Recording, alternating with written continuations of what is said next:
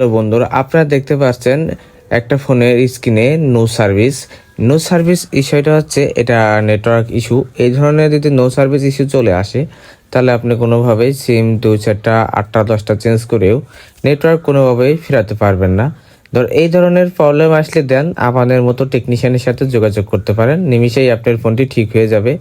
এই ধরনের প্রবলেম যাদের কাছে রয়েছে, যারা ঠিক করতে পারতেছেন না, আবার ঠিক করে নিয়ে আসতে পারতেছেন না, বাসায় ফেলে রাখছেন, তারা চাইলে আমাদের সঙ্গে যোগাযোগ করতে পারেন। কেমন? যাই হোক, আমাদের কথা বলতে বলতে কাজটি শেষ হয়ে গেল। এই ভাইটি দীর্ঘদিন ফোনটা ফালিয়ে রাখছিল, ফোনটা চার্জ ছিল না, আগে চার্জ করে নিয়েছি আমরা। এখন চেক দেওয়ার পালা যে ফোনটা আদৌ কি ঠিক হয়েছে কিনা না নষ্ট হয়ে গেল। যাই হোক, আমাদের আত্মবিশ্বাস আছে যে আমাদের কাছ থেকে সহজে ফোন নষ্ট হয় না। আপনারা দেখতে পাচ্ছেন গ্রামীণ লোগো চলে আসছে, এখন দেখছেন টাওয়ারে চলে আসছে। এখন আমাদের এই ফোনটি ডিসপ্লে লাগিয়ে